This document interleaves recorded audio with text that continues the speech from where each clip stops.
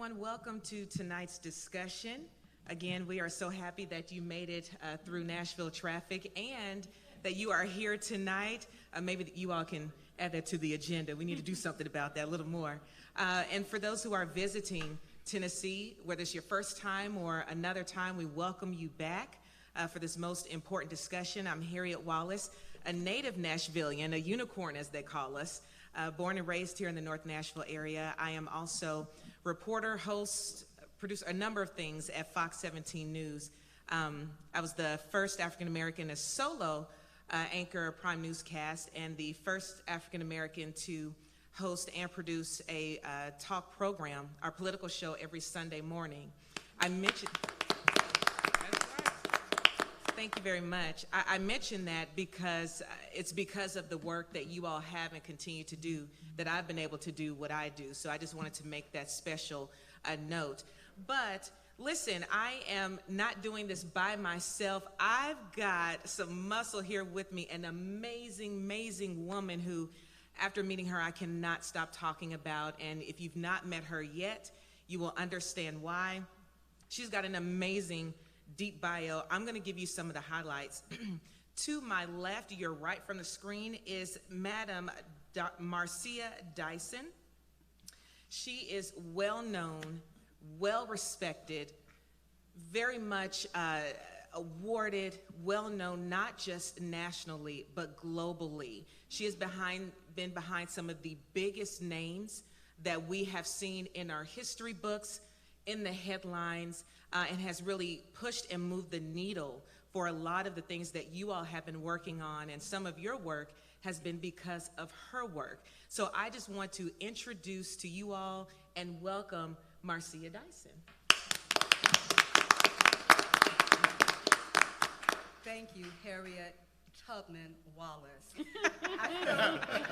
I feel that you used your voice, and immediately I recognize that from you for my brief and first meeting just a few days ago, that you have used your voice and your pen, like women in the 19th century, as an underground railroad to put us right on track at the vulnerability of your own personal well-being. And so I appreciate you.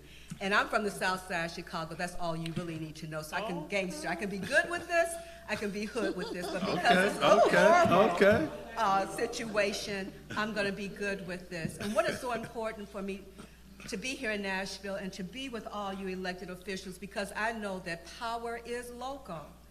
I saved the National Association of Black Mayors with my husband's tax dollars to make sure that they could have their conference, because I understood power is local, and that with the value of the vote, which is afforded you, you represent very well, from my reading your bios, what elected officials should do, remembering for those persons to whom they serve and for those persons to whom we have given you our trust. So I'm so glad to be here with you, to have this conversation with you about issues that not only impact the states that you come from, but the issues that are before us are national, and they do have some global implications. So I'm so glad to be here with you today. And we're gonna kick it off with comments and opening from Speaker Camper. Speaker Camper. Ooh, they spoke that into existence.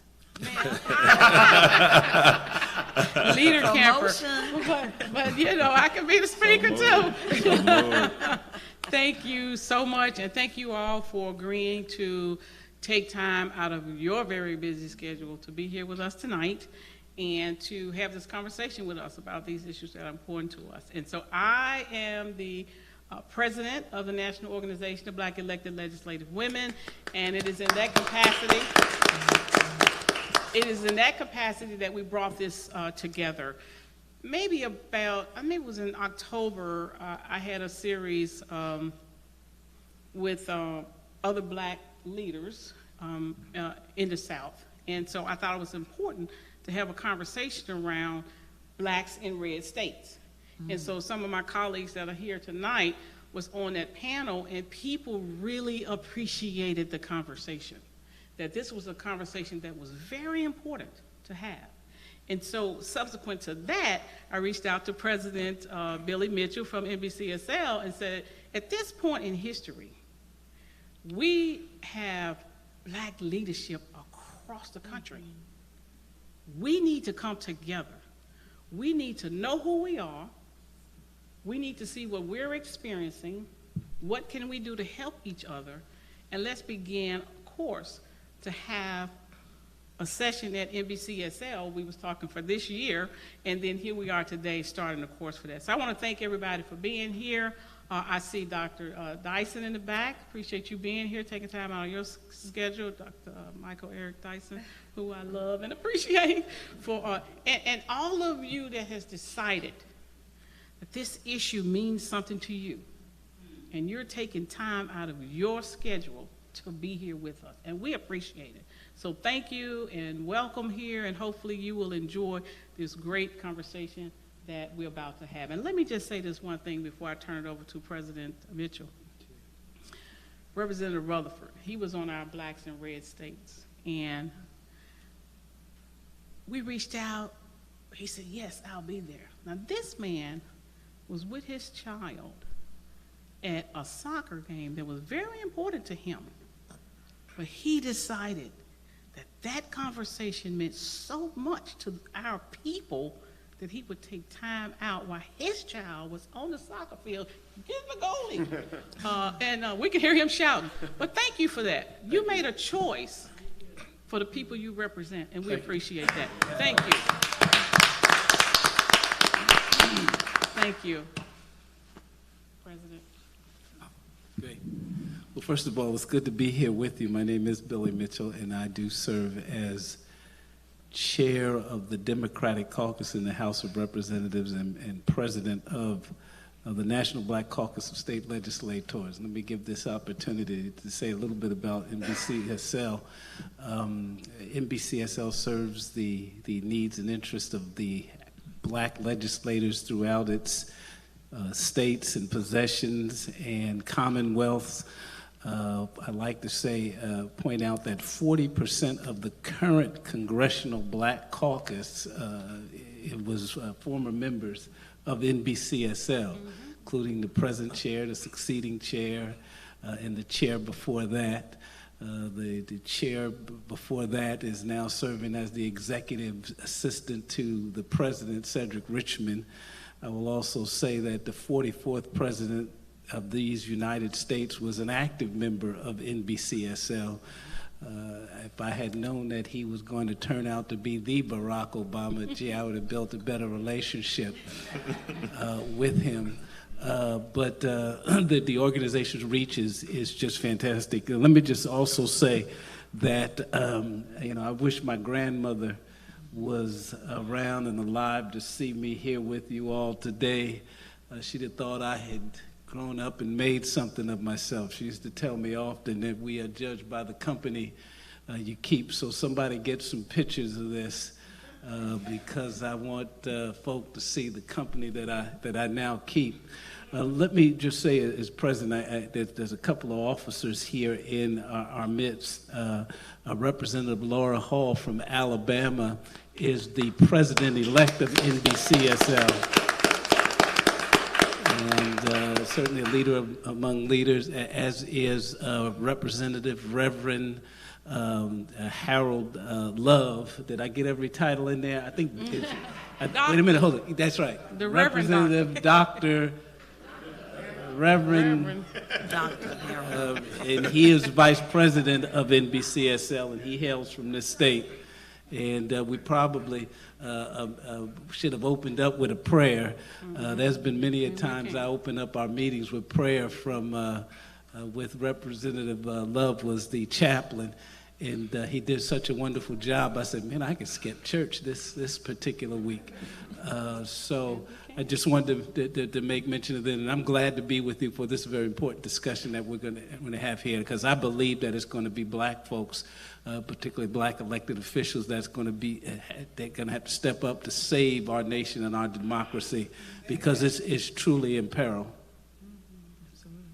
Well, thank you so much. A couple of other folks that we do want to note that are in the audience. Senator Brenda Gilmore is here. Yes, she is. My auntie, as I call her, And let me make sure I get all this right before I give someone governor or something like that. I want to make sure I get the top. Maybe it's prophetic. I don't know. We also have Representative Yusef Hakeem. Yes. Good man, he is. Representative Sam McKenzie. Representative Larry Miller. And I believe Representative Hall, I believe you did mention her. If not, we'll just give her a shout again. A lot of power in this room. So listen, we're about to get into. If I could, thank you so much. We had two other representatives, three back there that just walked in. Let's go ahead and recognize them as well. Representative Jesse Chisholm from Memphis. Jesse! He's our caucus chairman. Representative London Lamar, caucus secretary. And Representative Tory Harris, our freshman youngest legislator right now. Welcome. And one more thing about Representative Hall, she's also the immediate past president of the National Organization of Black Elected Legislators Women, and is a mentor of mine. All the power. Welcome, welcome again, everyone, not just to those who are in the audience, but those who are watching with us via social media. We invite you to post your comments and your questions. We will be sharing some of them throughout the program, so please feel free to post that below. We are monitoring that. Now, let's get into our panel discussion. You've already met two of our panelists. Let me also introduce you to Minority Leader Representative J. Todd Rutherford of the South Carolina House of Representatives, Minority Leader Representative Bobby Dubose of the Florida House of Representatives, and Senator Tanya Anderson, who is joining us today as well. So thank you so much for joining us. She can sing too. Now that we've introduced everyone, I listened to what you said, Representative Camper, about how sometimes, even though you're a Black collective, all the Black folk aren't together into making that particular mark that we need as African Americans in the United States of America. What do you think are some of those deterrent factors that prohibit that, or the unwillingness for some elected officials not to be on board on this great ship of Zion, rather than being on a Titanic that would crash us, like the general governance that we might experience within our collective states or cities or townships? So thank you for that question, because what happens sometimes when we get into these positions, we think we're by ourselves. We are at the apex of where we are, and we're working sometime in isolation. It's not a choice. It's just a natural part of it. And so, if somebody's not reaching out to you to bring you in, then you kind of work, and it's lonely, and you're by yourself. And what I'm saying is, we could be a buffer for each other. We could be support for each other. We can get to know each other deeper than just one of our colleagues as leaders. So I don't think it's so much that there's a division there. It's just that we need to reach out to each other and bring each other together. DuBose and I was on a round table together, and we've been bonded ever since. Anderson is on my national board. She's a national regional coordinator. We've been bonding ever since. But in all of these state houses across the country, we are rising up in leadership, and we're just trying to do the absolute very best that we can. And it's not a choice we're making to not be involved. It's just we need to make that step to be inclusive and come together to help each other. So that's how I see it. I'm not seeing it in a negative connotation. I'm saying, hey, this is an opportunity. Mm-hmm. Man, if we get together, you know what the power of that is? Mm-hmm. And so we decided it was important to bring people together. And so that's kind of how I'm moving when I made that conversation, made that decision. Okay. Anyone else want to add to that? No? She hit all the notes right there. Well, someone else's experience may be different. I think she capitalized it very, very well. You know, we as Black folks, I like to say that if we're going to save, if our democracy is going to be saved, it is going to have to come from us, because the reality is we've faced voter impediments before, voter suppression before. The reality is we've faced being underfunded in campaigns before. we can overcome those kinds of challenges. The issue that disturbs me the most about a lot of what's going on in our nation so far as voting is concerned is that I think that the majority parties in some of these conservative states have realized, look, voter suppression is not going to stop them. It's going to motivate them. Funding them and raising more money is not going to stop that, because they will, have their little church fish fries and everything else. We've got to now find a way to get crooked umpires. And that's what's going on across our nation. They're changing the law such that we have impartial and crooked umpires. And that's what is something that we're going to have to face. I was able to tell the presidential administration not too long ago they need to pass the John Lewis Act and other acts, because in Georgia, for instance, used to be a state where it had to be pre-cleared. That's how you stop crooked umpires. If you make a law that is just outright wrong, then you have another arbiter to come behind and say whether this can be. And we're slowly at a place now where they just about every one of these conservative states are putting in laws such that some person who is not beholden to the majority of the voters can literally overturn elections. Now, let me give you this as an example. I know this is far out and probably would never happen in America, maybe some third world country someplace, but certainly not the United States of America. I'm just using this as an illustration just to show you that what could possibly happen. In Georgia, they removed the Secretary of State, an elected official, from being the chair of the election board and various other elected officials, and replaced them with a political appointee, someone who's only beholden to the person who appoints them, such that let's say a president could call this person and say, could you overturn the election or find me 11,000 votes? And this person could do that without fear of the wrath of majority. Wait a minute, that did happen, come to think of it. So the reality is that's what's happening all across this country, and we've got to deal with that and deal with it rather quickly. And let me add in here again, thank you everybody on social media that's watching and commenting. I just want to add, based off of the comments that you all gave, Arisha Lawrence says, my black has a purpose, in listening to what you all said. So again, everyone on social, continue the comments coming, or even questions, and we'll share those with our panelists. I want to kind of get into something else, because we've seen in this last year a number of protests and rallies that have been happening across the country. We've especially seen that here in Tennessee. Where do you all believe the power lies right now? I'd like for everyone to chime in on this one, because we can certainly add a lot. Is the power in the protest, or is it within the politics in the realm? Where do you see more of the power, and how can we fuse those? Let's start with you, Senator. You must have seen me reaching for my mic.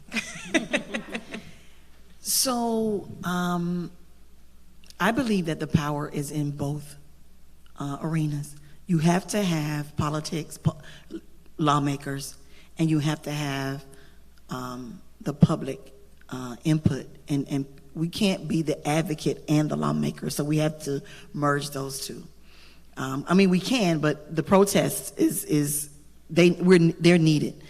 Because what we implement, and I say this all the time, we find ourselves in a fight, as I said to my sister Marcia earlier. But what I learned is that you can work with one hand and fight with the other. That's what Nehemiah did in the Bible. Now, I ain't trying to bring the Bible in this. I'm just saying what I'm saying. You have to work with one hand and fight with the other, even at the table, creating laws. But then you also have to have the community as your advocates to be the protesters. And we can support that without having to be there in the protest. So it takes both, because we can't do this work alone. There is no way we could do this work alone. So it takes both, and the power is in both. But when we come together, that makes it all the more, it makes it easier, to push through. It makes it easier to just fight a little, live to fight another day. It just makes it easier, because we know that the community knows that we have their back. we know that they have our back. And I just think it's a beautiful thing to see the two merge and push through and tear down the wall to rebuild the right one. Okay. Representative. Thank you. First off, before I make my comments, I want to thank you all and thank Rep. Camper and thank Rep. Mitchell for bringing us together and listening to the comments. I started thinking how we started out, and when you are in the minority and you're in leadership in your state, you do feel alone. But I agree with your comments and saying that it is multifaceted in how we approach this. So we went into this session in Florida, just like the rest of the states, dealing with these Jim Crow 2.0 laws. And what we had to do was figure out a way to be strategic, right? As a leader, you know that they have the votes, and at the end of the day, they're going to pass it. So how then are you going to be strategic to play the long game? So when I spoke to my caucus, I said, we need to operate in the spirit of MLK. We may not see it, but we're doing it for the future. And what we need to do is to connect with our allied partners is what we did. We reached out to NAACP, the unions, League of Women Voters. And when we were there fighting and pushing back, and sometimes we got some modification, but our main objective was to make sure whatever this egregious legislation that passed, we had it in the best posture we could put it into, because as soon as the governor signed it, there was going to be a lawsuit, and then it was going to go to the next level, and the fight will continue. So I agree with your comments that we have to have all hands on deck. It can't just be an elected official or legislator saying, okay, I'm going to shape this policy to fix all. Because what I always tell people, we can set policy even if we're successful at getting it passed. The policy, the statute is up for interpretation, and then it's up to who's interpreting. So as much as we have people making policies, we got to make sure our people are voting for who's going to be the judge and so forth. So we can't look at it in a silo. What we are dealing with, and when I think about it, I feel like, this past session I had to invoke our ancestors and fight, because, we were dealing with, we called him James Crow Esquire, Jim Crow's son. He just has on the suit with the briefcase. Right, exactly, the attorney. So I think that we have to think about this in a holistic approach, and understanding that the protest is a part of it, the lawmakers, all of it has to be together to have a complete puzzle to fight what we're fighting against. And even when you think about this isolation, if you were in a red southern state, a blue state, or whatever, but what's going on is so national that it's affecting black folks as a whole. So black folks ain't got no choice but to come together in order to survive this Jim Crow 2.0. That's right. Wow. That's right. So, it was interesting to me, and I'm fascinated by the conversation and so interested just to sit here and listen to what other people are experiencing in different states, because I believe that the protests are a vital part of what we do in our state houses. And in fact, I live in the Capitol. When I heard there was a protest, I was there.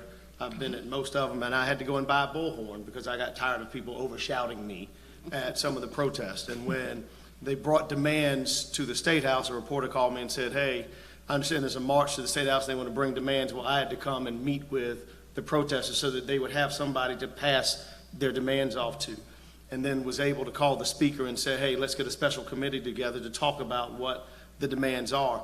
I believe that the protests are an integral part of the process and moving it forward.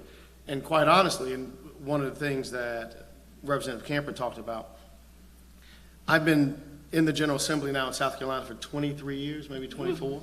I've been minority leader, honestly, for longer than I can remember. I literally don't even have a date on it. But part of that is because, as has been said before, it's like herding cats.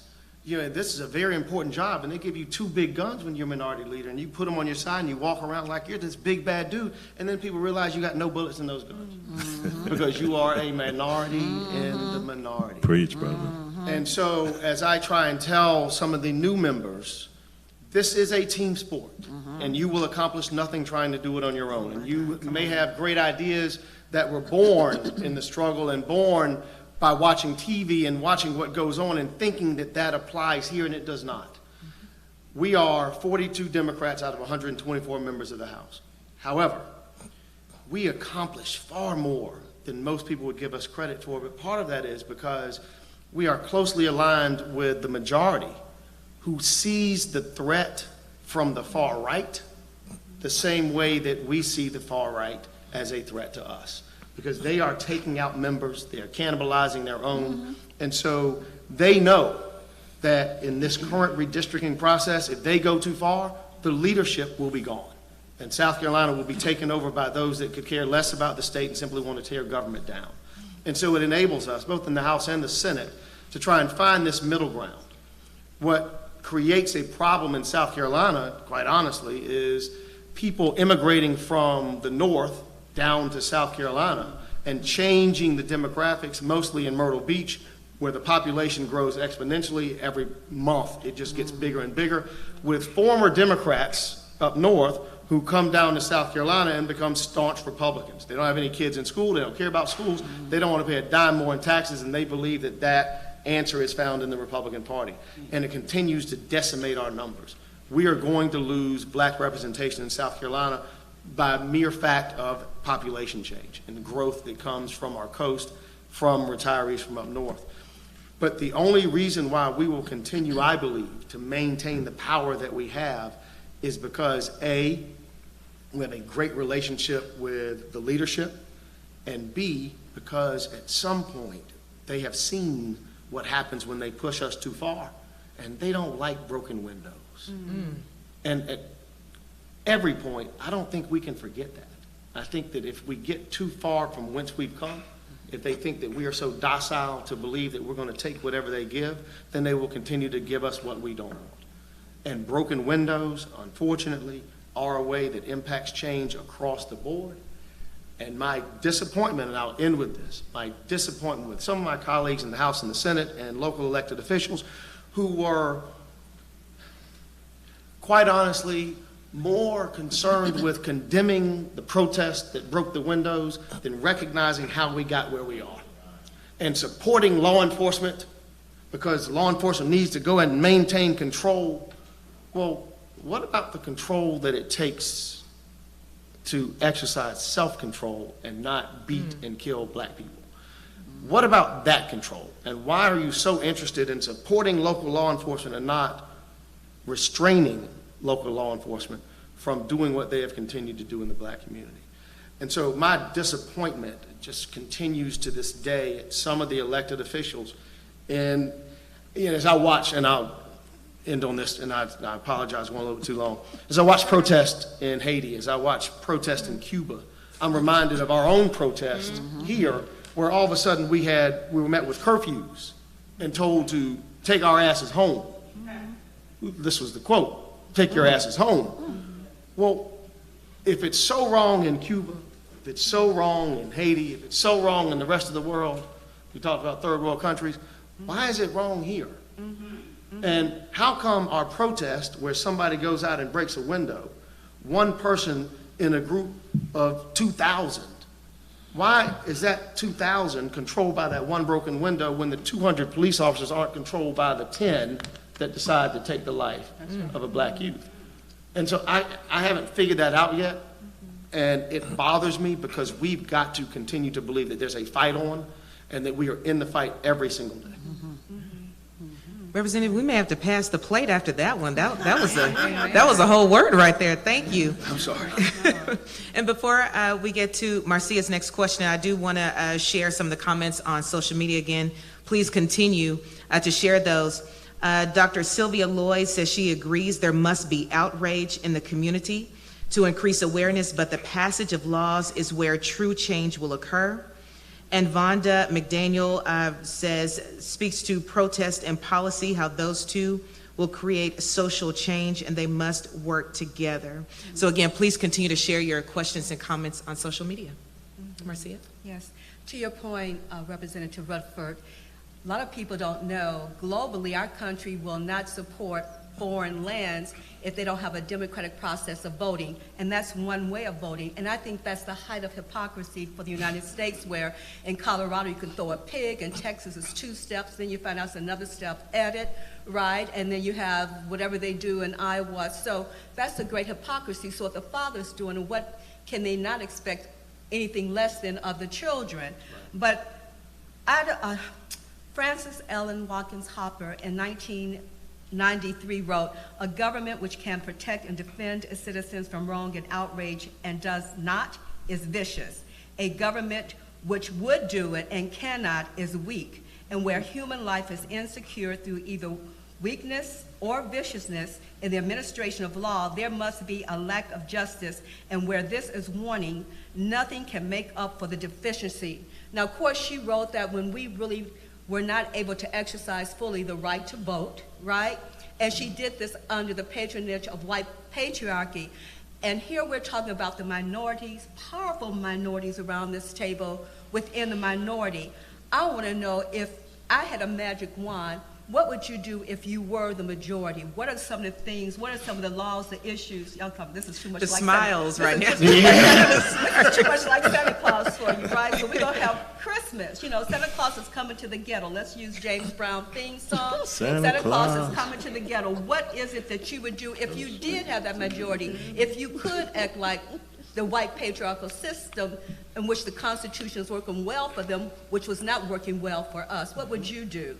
I'm going to throw it to you, Representative Mitchell. Well, I think it's fortuitous you asked that question, because we're going through that as we speak. One of the things that we're doing in our state, in our caucus, and maybe some of you can employ this, is we're going around the state to communities under the guise of some reapportionment hearings, and we're telling folks what we would do if we were in control.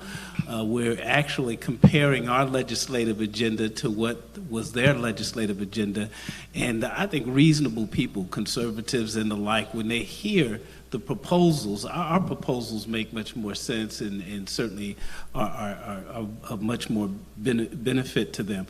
I will tell you that my more conservative colleagues, they have mastered their talking points such that they all seem to talk about the same issues. If you ask a Republican what you stand for, it's the same 3 or 4 issues no matter where you are. You know, I would touch on crime, business, personal responsibility, and that kind of nonsense.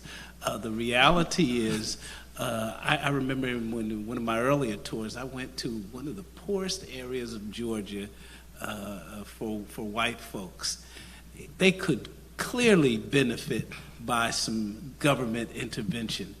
And I asked them, what were who are you supporting? And they would say, hey, we're Republicans. And I looked around and I almost could not believe it. And I said, why? And personal responsibility on my guns and all the same 3, 4, 5 talking points.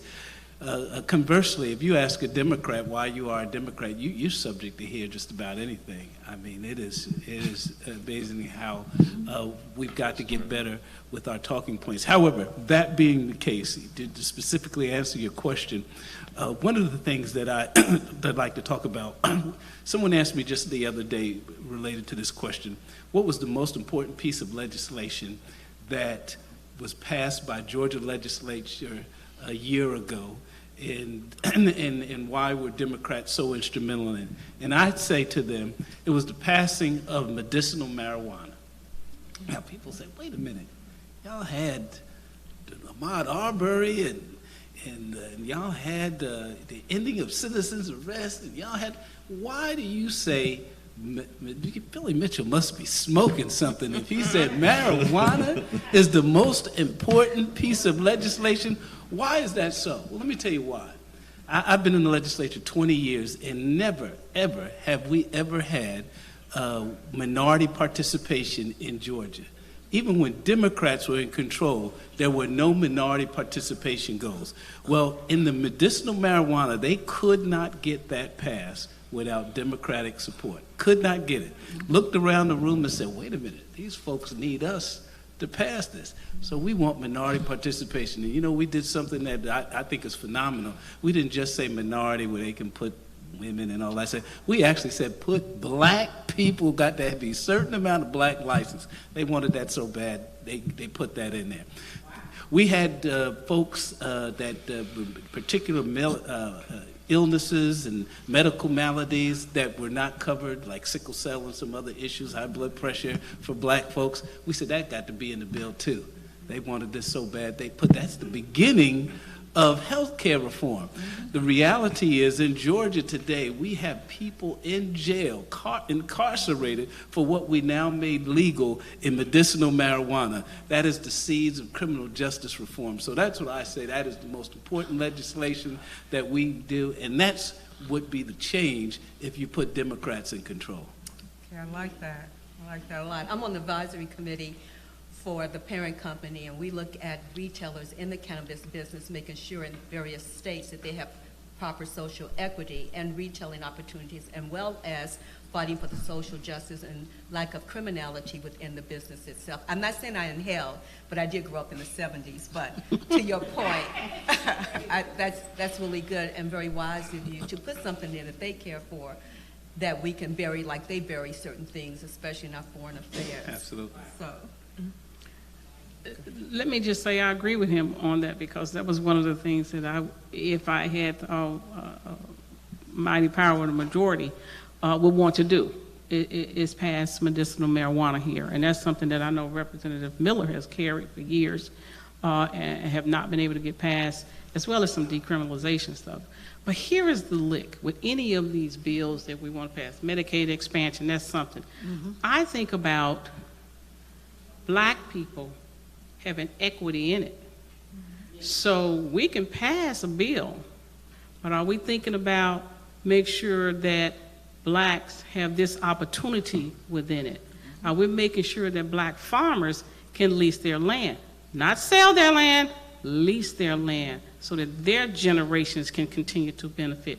Are we thinking about the retail establishments? Just think about the amount of real estate. Well, you're going to have to build a facility. Somebody's got to be the real estate agent to sell that. How many African American companies are we positioning to be able to take advantage of that? How many? And so I'm thinking about it like that, positioning black people to have access to this opportunity when it's put before us. Like we said a minute ago, you got to have the protesters, you got to have the activists, you got to have these people so that when we pass these bills, they have our back. They're there. We're educating them so they can be positioned to take advantage of it. So my deal is to make sure that within all of our state budgets, that there's equity. When you're giving sole contracts, because you can give sole contracts, you should be doing that with black businesses.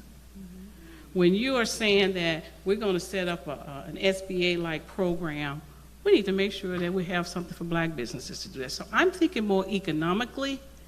I want to be able to say, all right, state of Tennessee, you manage X billions of dollars in pensions. Why don't we have black brokerage firms managing some of that money? See, I'm thinking about, because see, if I empower that group, then they're empowering the families. They're hiring people, CPAs, financial managers who have families. So I'm thinking about, when we think about contracting, I'm saying we need to do more contracting, state government, because it's all of our tax dollars. It's mine just like it's yours. And so my people ought to have access. And so those are the kind of things that I would be thinking about. If I had the majority, I would make a shift in where we spend our state dollars. I will make sure that we are being inclusive, not just in talk, but in actual deeds, in actual policy, in actual rules.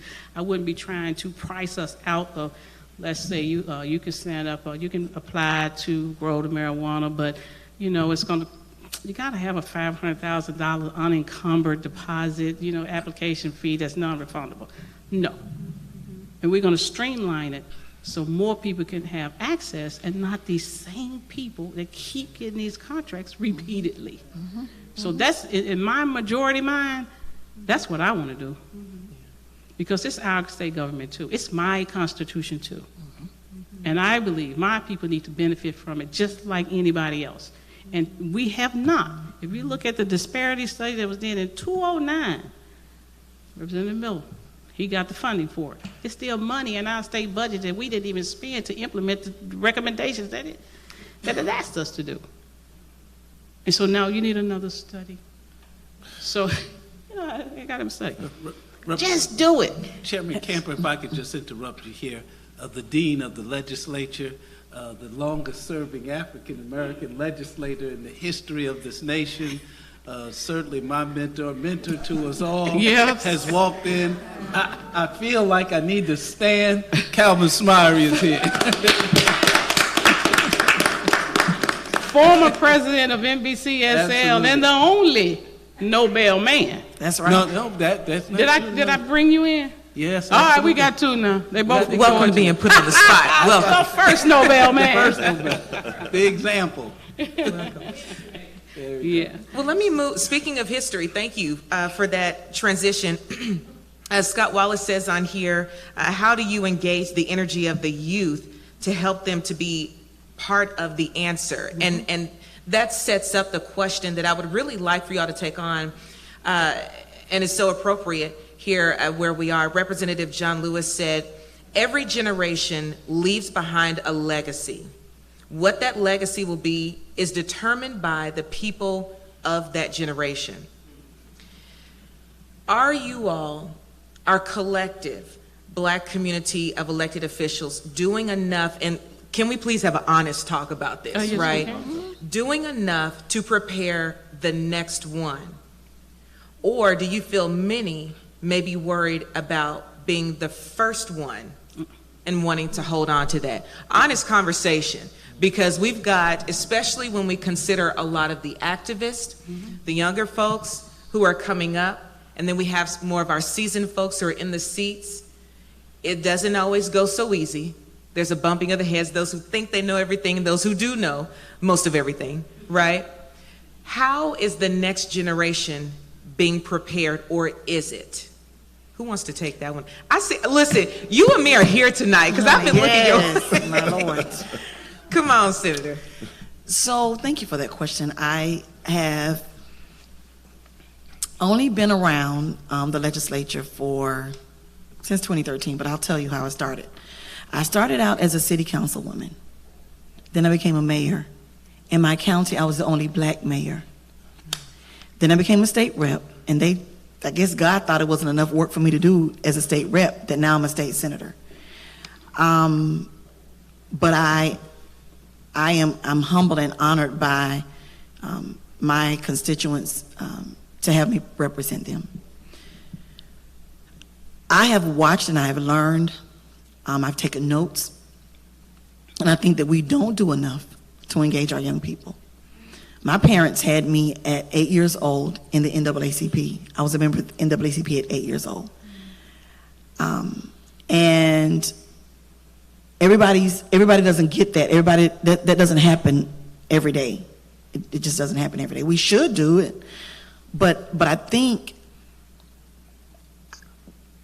my conversation has been with a lot of our seasoned legislators when I was in the House, as a matter of fact, and the Senate, that we need to do more to engage our young people. I am purposeful. I reach out to our young people because the one opportunity that is low-hanging fruit is to allow them to be a page. How simple is that? I've served with colleagues who would never have pages except for their own children. That's selfish to me. I think it is our responsibility and our duty to give them exposure. They do it all the time. Sometimes they're not even the right age. They'll slide them on in. Just follow me around. You'll be here with me. We need to be more intentional about doing that, because without the exposure, they don't understand how the laws that are created and passed impact them for the rest of their lives. For all of the states that we represent, it is a state law. So it's not just for your city. It's not just for your county. It's a state law that impacts you for the rest of your life. I think that being intentional as Black leaders, I haven't seen it done very well, maybe because of what you suggested in your question is that they want to be the only one, or or whatever, for whatever reason, personally selfish reasons. I think we have to engage our young people, because we owe that to them. We can't expect them to be the leaders of tomorrow. Better yet, I tell them, you're not the leaders of tomorrow, you're the leaders of today. Because what happens if something happens to any of us today? You got to step up. But if we give them nothing to work with, if we give them no resources, no training, no exposure, no equipment, how can they do what they see us do if we haven't given them that exposure? So the low-hanging fruit for us as state legislators, they can be pages. To be a page. Come see how, as we say, how the sausage is made. You may like it or you may not. You may see that this is what you want to do and you may not. It's not easy. We make it look easy because we do it with grace. But take a step inside your state capital, where your parents have to pay the tax dollars for us to be here. Step in these chambers just to see what happens, so that you'll know that, if this is what you want to do, maybe you want to be the attorney, maybe you want to be a staffer, maybe you want to be, but we have to be in this space. And I say this all the time: if they are the judge, the lawmaker, the judge, the prosecutor, the attorney, the police officer, and if they are all of that, where do we fit? If we don't do it for each other, then it won't happen. We have to step up and get involved and be engaged in this process, or else we lose forever. And that's not where we need to be. We're winning right now, so we don't need to pump the brakes in any way. We need to engage our young people and make sure that they are at the table, having the conversation with us, understanding how this process works, and we can expect greatness from them as well. And I think that we've got to understand the power of social media and what it means in 2021 when we talk about social media. The fact that most of us have grown up believing that this Arthur Ashe way of thinking, when we accomplish, we have to be muted about it, because if we talk about it too much and we show our accomplishments to the world, then the world is going to try and take it from us. And so we have to be very careful about how we celebrate what we do. The problem is that through Instagram, through TikTok, we have a generation of kids that are learning from people that we don't even know who they are. I'm a lawyer by trade. I represent a local rapper in Columbia, South Carolina, who has 250,000 followers. And there are people that go on to see what he's doing today. And what they see, they like. And so they like his photos. And they see him talking about this, and they believe that that is where they should get their news. And in fact, that's where they get their news from. My wife is a social media influencer / content creator. She has, and I learned this from her, because this is not something that I know, even though I'm a politician of 23 years. She has 43,000 followers at Shades of Pink, P-I-N-C-K, on Instagram. And her demographics tell her, and Instagram sends this to her, that when she posts something at Shades of Pink, 12,000 people a day see that message, whatever she puts out, which is the virtual equivalent of a NBA arena. So she gets people coming to her to influence 12,000 people a day. Those same people don't come typically to any of us. That message that she is able to deliver, and what she comes up out of her head, she's not an elected official. Her training was not in the law. It is simply on how to communicate with people, and most of us elected officials miss that. And so my directive to the staff of the Democratic Caucus is, we've got to do more to get children engaged. I remember growing up and watching these recording artists, and New Edition, their first contract, they said they ended up with $150 and a pair of Air Jordans. So nobody wanted to be like New Edition. You wanted to be able to sing, you wanted to be able to dance, but you wanted to make more money than that, and that was lawyer, doctor, Indian chief. That was the vision of success that black people had growing up, and that's where we pushed our children to go to. But now you look at Tekashi 6ix9ine, you look at Quavo, you look at any of these rappers out here now and what they're able to do and what they're able to make, and you go, is lawyer, doctor, Indian chief where our children should be? If you've got Tekashi 6ix9ine, who just got released from federal prison and gets $500,000 to go to Dubai and put on a show, are we truly looking in the right places to show our children success, because if not, they're not going to follow us. And that, we go back to the protest, being out there on the streets and hearing black activists, those of the older generation, talk about Martin Luther King, and watching the younger ones go, who is he talking about? Because they don't know who Martin Luther King is. They heard about him, but its meaning at present day is zero. It's nothing. Watching 20-year-olds not know the impact that Malcolm X had and not really give a damn, quite honestly. Because the impact on their daily lives, they get it off of their phone because it's where they are all day, every day.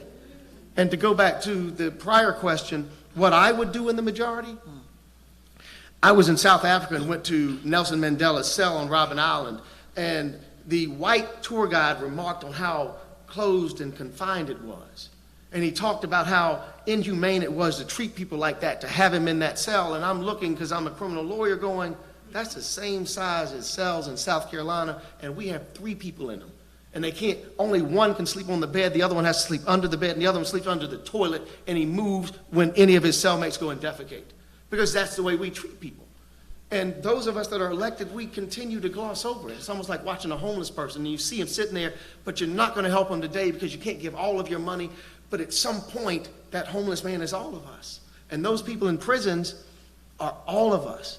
When we talk about our murder rate going up, it is because we have so many black men in prison and the generation right under mine that there's nobody to tell these young kids, don't do that. Stay off the streets, stay out of trouble. There's so many of us in prison, and we have not realized that if we don't fix it, the murder rate is only going to go up. Mm-hmm. The cause and concern for human life is dismal because, again, they're watching rappers on Instagram, and they talk about killing people all the time, and they have guns and they have money all the time. And that's who they get their leadership from. Our suicide rate amongst African Americans is going up because they look at Instagram all day and they see these people's highlight reels. They see fake stuff that they believe is true, and they try and emulate that, and they can't. And we as black politicians are missing the fact that until we stop the traditional ways of communication and go to social media so that we're grabbing these people and understand what Republicans in the majority have understood for years, they don't give a damn about the truth. They say things because it makes an impact.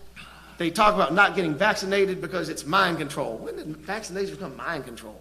Wearing masks become mind control, but it sinks in, and Fox News repeats it.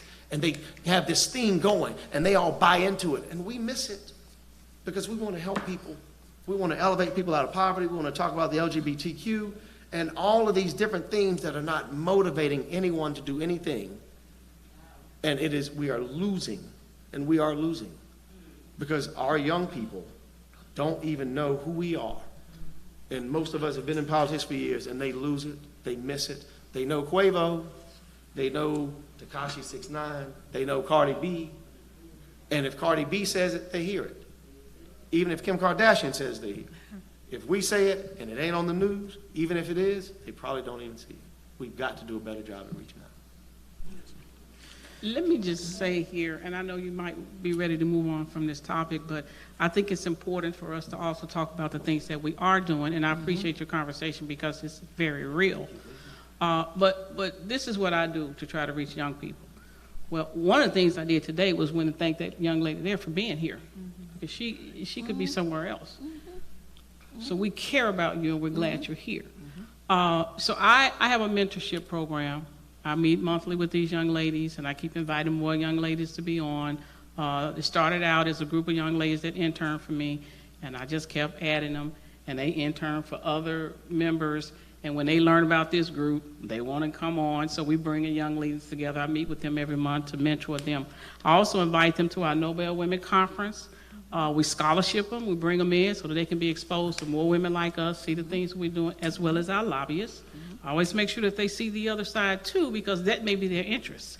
And so those are 2 things that I do with my mentorship program. The other thing I do is I have a day on the Hill where I reach out to the high schools in my district, and I pay for the buses, however many sign up, that's how many. I'm just going to pay for the buses. I'm going to bring them up. I'm going to treat them, expose them to our Capitol, to our members, to the Secretary of State, to the historian, anybody that I can get in front of them.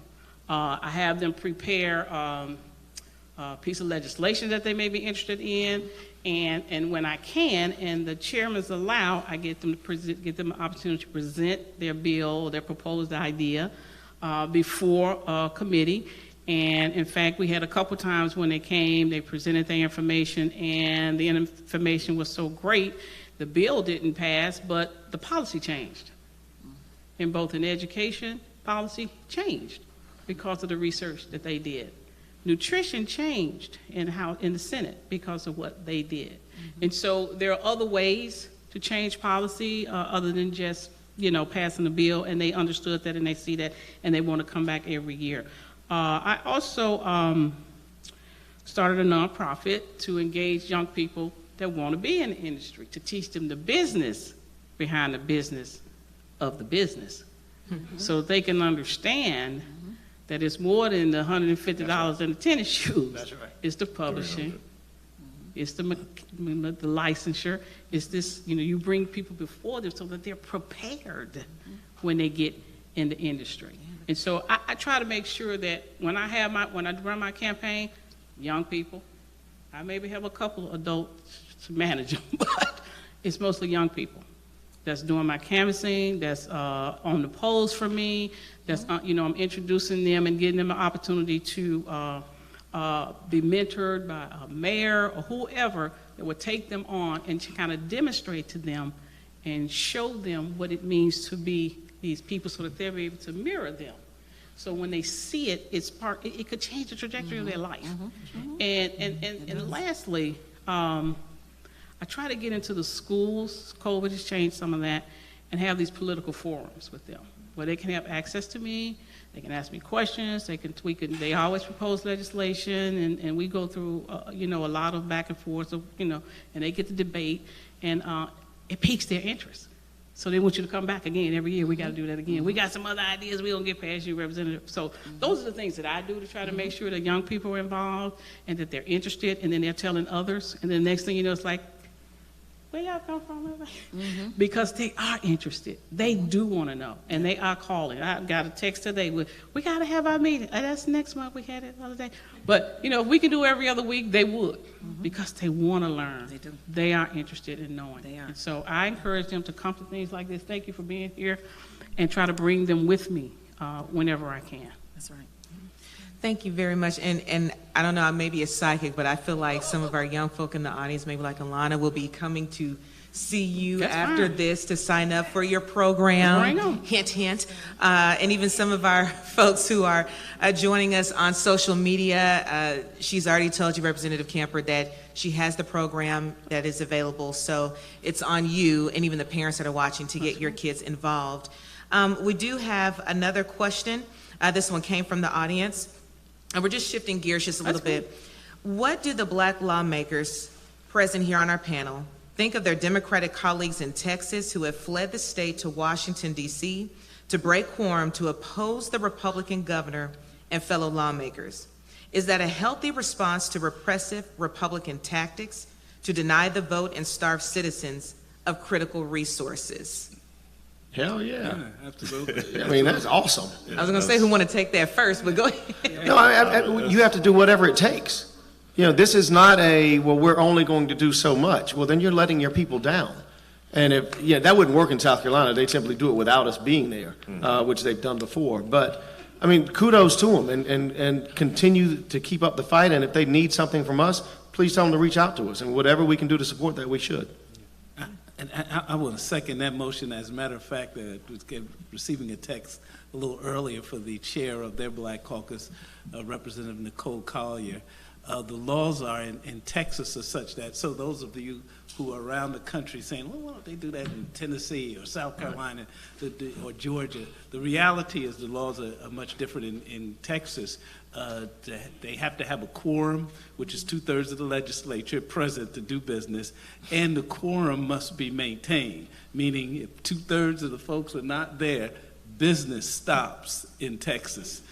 In Georgia, there must be a quorum to start, which is only 50%. Right. And once they start, they'll hold the door open for us as we leave, because they essentially don't need us anymore. And there are more Republicans there than Democrats.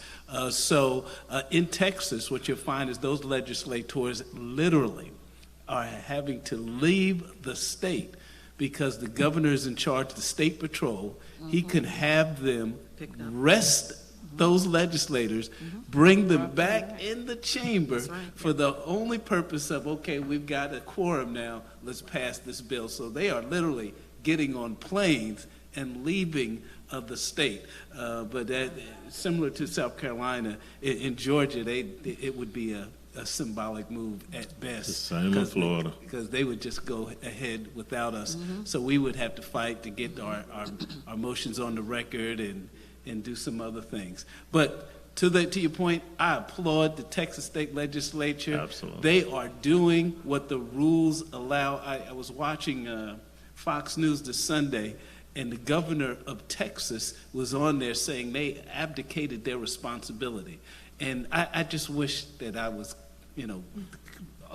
interviewed just for a moment, just to point out to him that the rules allow them to leave so that they won't have a quorum. It's much the same way as the conservatives want to maintain this filibuster in Congress. That's what the rules allow, and they're utilizing the rules. So don't say they're abdicating their responsibility. They are playing by the rules that have been established, and I think they are doing a great job. Amen. You Representative Boyd, you've been sitting there with that smile on your face, and I know you're ready to pop. I am. So you can just say what you want to say because you have that same look on your face from the previous question. So we're just going to give the floor to you for a moment. Okay, I appreciate it. I got a whole lot. I was like, if I had a pad and a pen, I'd be on page 10, just thinking about all these things that have been said and just taking it all in. Again, for me, it's just as enriching hearing, my colleagues from other states talk about their experience. I'll start with Rep. Rutherford. Man, what you got going on in South Carolina is a complete opposite from us in Florida. We don't really necessarily have that consensus. Our colleagues across the aisle have taken a national tone because our governor, we call him Lil Trump, and we literally had one of our colleagues stand up on the House floor as we, questioned and debated a bill, and simply told us because he can't, because they can't, and that's the tone. There is no legislative process of coming together and trying to. They have completely embraced the right, and they keep moving further and further in that direction. So just listening to you and hearing that, I thought we all were going to have the similar discussion. And so there is some hope over in South Carolina, but we are fighting a dog-eat-dog fight in Florida. Kind of want to talk a little bit about the whole young folks and what you said, and I agree with that. I think that we all in our respective positions mentor, and we do a lot of that. If you probably did a poll and asked us, I'm pretty sure we probably touched thousands and thousands through our membership in NBCSL. I personally use my platform because that's where it all started for me. I tell folks, but for someone taking the time, you would not have a Representative Bobby DuBose. I'm a product of a teenage parents, and I'm proud of how I got here because my parents loved me, and I'm the first to go to college, and someone took the time for me. So that's the very first thing that's in my office. Anything regarding young folks, I'll stop what I'm doing to make sure each year prior to COVID, I bring a busload of young men up, age 7 to 12. And give them a tour and expose them. It's all about exposure, being on the House floor. I told them of the millions and millions of people in the state of Florida, very few people make it to the state capitol and actually sit on, the House floor. And many of them have been inspired and now have a different perspective in regards to that. So in the messenger page, all that's important.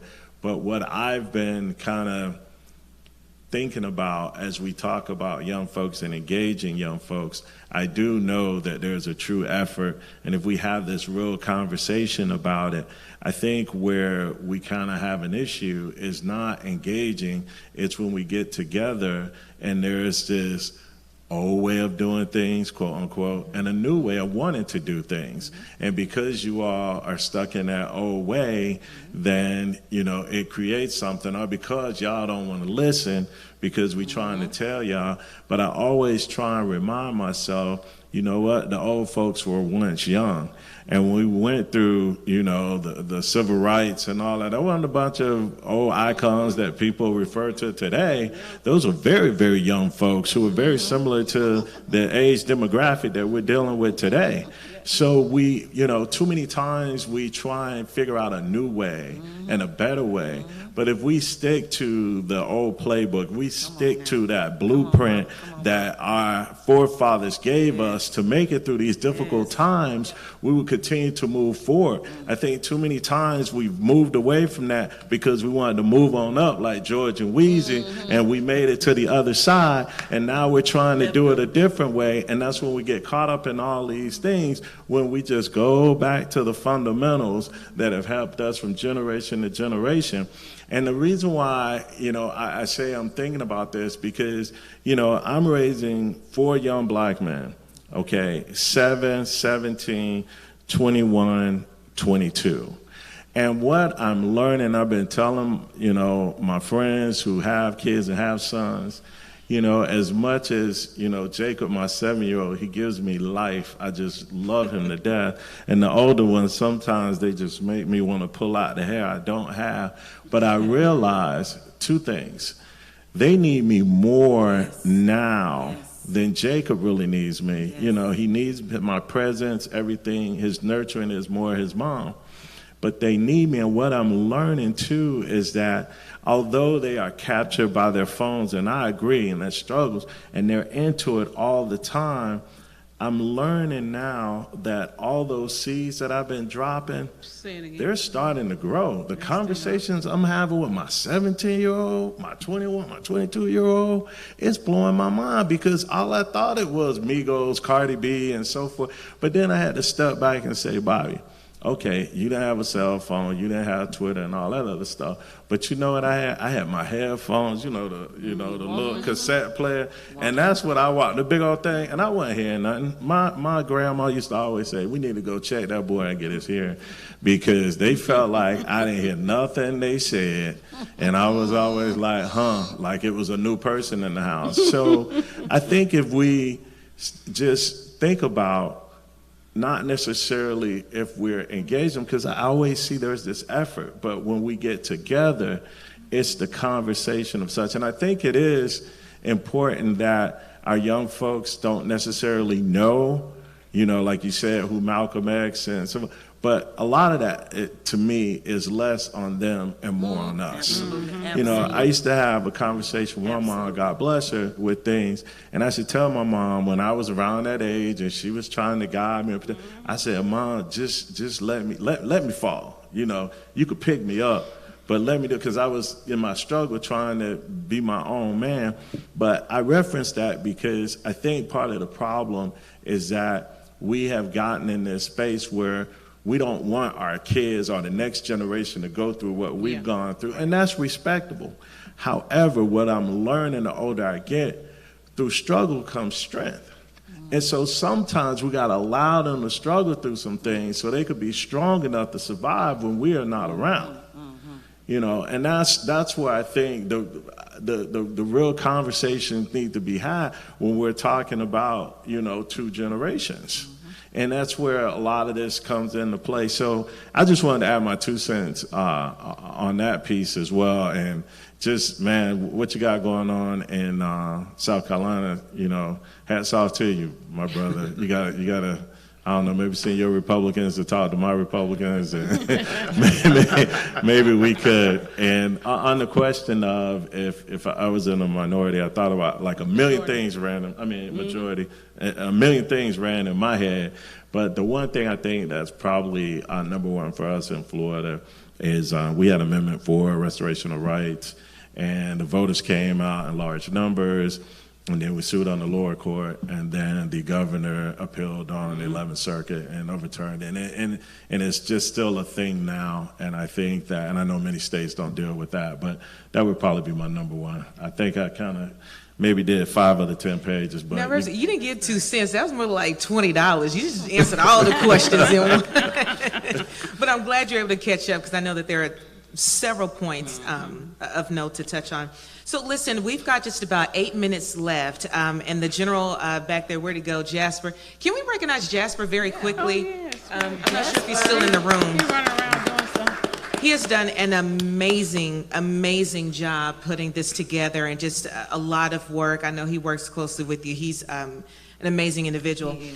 So, the general said we need to get a COVID question in. So, we're going to follow our orders today. So let me ask this. This discussion is talking about being the minority in the minority. And we saw how COVID disproportionately impacted our communities of color. We saw how some legislation further made things worse. Education, healthcare, the divides were already wide. They were bust wide open during COVID.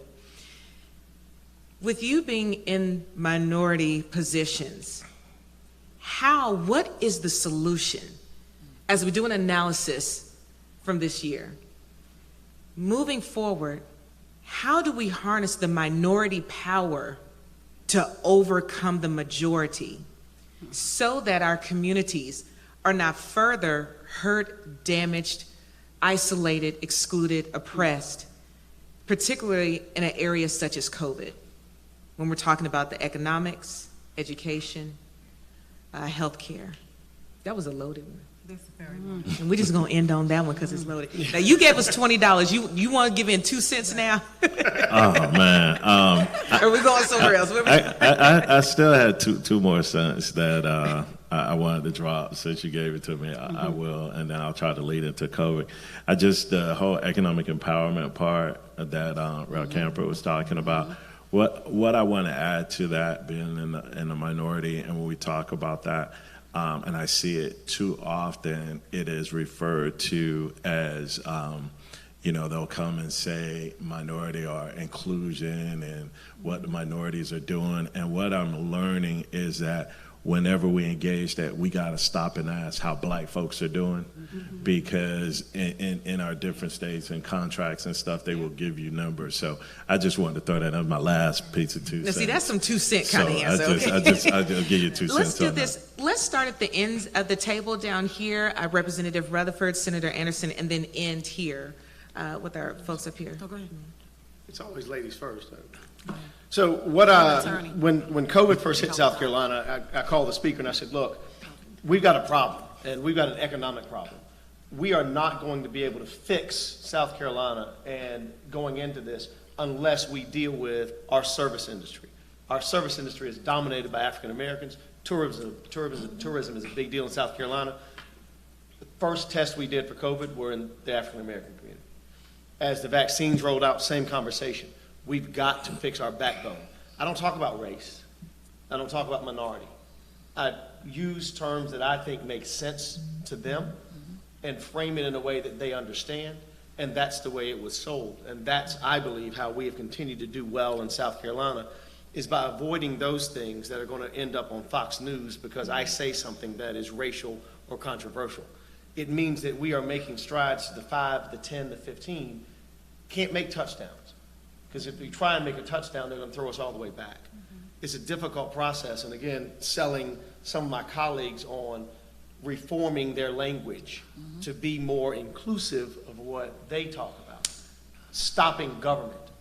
Government does not need to grow any more than it already has, because government ain't never been offering. So we talk about the same things that they talk about, but just shift it over to meaning for us. And now how do we get us to believe that we should get vaccinated? That becomes the problem. Because we got tattoos, we eat McDonald's, we go to the corner store and get all that other stuff, but we ain't taking no vaccine because I don't know what the government put into it. So I tell my people all the time, right now the vaccine is still new, it's still the white vaccine. So go get it. It ain't the black vaccine that you're so worried about, because white people are paying for this. They coming to get it. So go get it now, while it's still the one that ain't interfered with by the government. Because if I don't buy in to what they're saying, what they truly believe, I don't believe we shift that needle. And so I think, again, it's messaging, it's how we're reaching our people, and how we reach the other side to make sure that they don't see us as this black face always trying to take from them, but as this integral part of the economy, as an integral part of the state, that if they don't take care of us, the state's going to fall. Senator, did you want to add? Yes, so I often say that there have to be trusted voices at the table and in the room.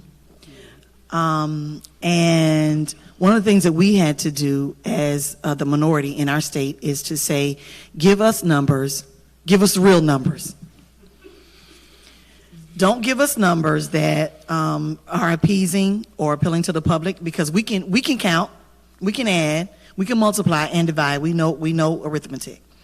So the numbers started coming in with truth to them, and we said, aha, we knew it. We knew the numbers were higher in the black communities and the vaccines are lower. We knew that things were happening in this healthcare arena from a state perspective, and we were being left out of the conversation. At the end of the day, excuse me, what we had to say is you can't ignore our communities, mainly because we are, as you said, we're already at a disadvantage with pre-existing conditions, and then the vaccine, and then you're closing hospitals because you won't expand Medicaid, because you won't fully expand it, because a voucher is just not going to do it, and then you still pick and choose how the voucher is used and for what pre-existing conditions it covers. So we had that conversation, and then we had to say, well, if people aren't here, if the frontline essential workers aren't working, which is mostly us, which is how we're catching COVID quicker, then you don't have a state which you tout is the #1 state to do business. I wouldn't, and I say it all the time, we don't just need to be the #1 state for business. We need to be the #1 state for access to capital for minorities. We need to be the #1 state for education, for quality public education, for those things that we fight for in our communities. And I don't mind being the person that is having a conversation about Black Georgia and about, let me help you understand what it means to be falsely accused and to be already criminally indicted before I even go to a trial. Let's have that kind of conversation, because if criminal justice reform doesn't happen, we can't put people back to work which they really want to work. We have to have a holistic conversation about everything that's wrong, and not just about what you want to see happen now and what may or may not hurt somebody's feelings later. We have to have those honest conversations and trusted voices at the table in the room so that we can see the change that we want to see, and from the perspective that everybody contributes to this state on a tax basis, then let's have that real conversation. I'm sorry. No, you're fine. And I just want to point that we are right at time for the forum. And we don't want to get in trouble with anybody, but I do want to give respect to the end of our table here. If you all have any brief remarks or comments you'd like to make on that. No, it'd just be good to hear from you. I'm sorry we don't get an opportunity to hear some questions from our audience. Every time Dr. Eric Mike Dyson speaks. We got him. That was one of the questions. We got him. I didn't know if you wanted me to call you out or not. I just said us from the audience. We would normally have to pay to hear him speak. So, so any opportunity we could get to have him ask a question or two would be We had him covered. Okay. I should We have know. some on social too from audience. But before I leave here, the one thing that's a major concern for me, the reason why I really pushed for Marcia Fudge to get her position as, in front of housing and urban development, is the problem with the South is that in Africa, post-colonization, the African leadership woke up and found themselves only owning 30% of Africa. Mm-hmm. And I'm seeing that now in the South, that, there was one individual bought 230,000 acres, and possession is 9/10 of the law. So when we think about gentrification in the North and what you see in here in Nashville, I see a greater a proportion of lack of black ownership, which is going to impact the health of people, right? Who gets to build the hospitals? Who gets a chance to choose what food you have to have? So even though we can't have the land situation, which is very important for me for the South, because this is the new South. Who's going to own the new South, right? There was a drive to go back to Africa, and I'm telling people, no, we need to go south. The reason why we're here, right, Michael? Partially. But I hope that's a conversation that you all take away from here on your next meeting. For me, that is the most important, because he who owns the land rules the world. Thank you for that. Let me say this. Thank you. Before we close. I think I know the Secretary of State, and he's not going to put us out of here. That's for sure. Okay. So we can go over if we want to. Okay. You know, and so I appreciate that, but he's not going to put us out. And I would really just love to hear from Dr. Michael Eric Dyson back there, just to give us some encouraging words. But let me just say this on seizing the opportunity. We in the minority, and being a minority within that minority, and as a woman, a minority within that minority too, right? You gotta find a way to still maneuver to get things done. And a lot of it is around relationship and relationship building, and knowing and understanding your members and their strengths. So you got to know who to dispatch. That's right. To go accomplish the mission. That's my military self coming out. That's right. You understand their strengths. You understand what they bring to the table. You understand who you need to send to who to get what you want done. And there are a lot of times when there's an opportunity that arises where they need your vote. They need the Black Caucus. Oh, absolutely. Because they over here fighting. Absolutely. And if you don't see it for what it is and seize that moment, then you lose for your people. But if you do, then you can dispatch the right person to go in, negotiate the deal, and get some stuff done. And we've done that in Tennessee. You know, so in the Senate, you got to have the right people to go over there to talk to, the right folks to get stuff done. And in the House, you have to know your members. You have to understand what they bring to the table. And many of them know them. And they will take their call. And they can bond with them on levels that I may not ever be able to bond with them on. But if I know it's you and I ain't trying to get no credit, which I'm not, I just want something to be done, I'm going to send who needs to get it done. Because we benefit. And so that's how I maneuver to try to ensure, even though I'm in the minority, we got a lot of stuff done this year. We got a lot done, and we'll continue to. Like the gentleman from South Carolina said, you have to understand how to maneuver within these waters. So, look, thank you all for being here. This has been great. And I know we got members out here. Maybe this young lady have a question or want to say something. We're not going to get put out. I just want to hear from her. I just think, you know, hearing from a young person, you know, it's just warranted. And if you want to say something, you know, what you Alana, you did know you her have name. a question, or Yeah. did you want to? Okay, get that straight. Get that straight, okay? Yeah, stand up, baby. Yes, Thank ma'am. you. Stand up.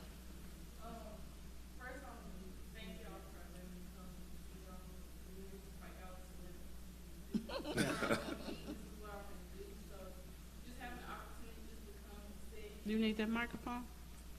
Okay. Yes, you do, because we're listening to you live.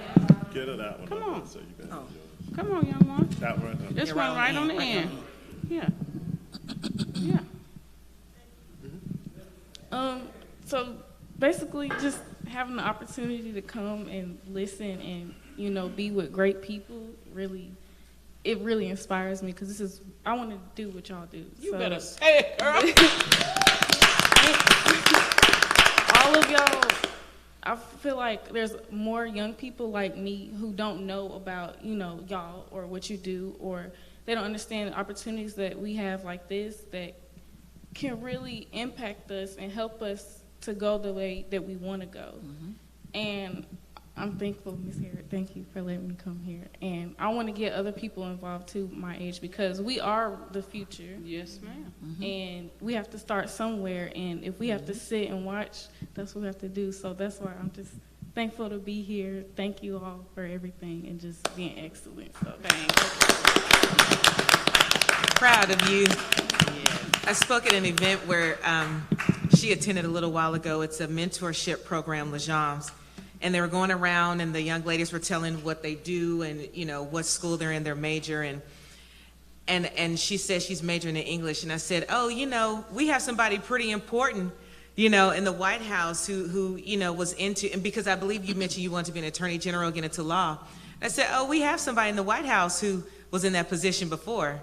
And, you know, so this is where it starts as we talk about building up to the next level. So with that said, I do want to, first of all, say thank you to my husband who let me be here tonight because it's been a long day and he came and all of that. Thank you to everybody who is watching on social media. Thank you so much to our elected officials in the room and on the panel, not just for being here tonight, but for being there every day. Yes. For standing up when they told you to sit down, for opening your mouth when they told you to shut up, for moving how you knew you needed to for us when it wasn't easy. And it seems like, especially this year, it really hasn't been easy at all. So thank you to you all, to the National Organization of Black Elected Legislative Women, to the National Black Caucus of State Legislators for this event. Marcia, it has been amazing being with you tonight. Truly a gem, a great addition to Nashville, and I can't wait to see what you're going to do.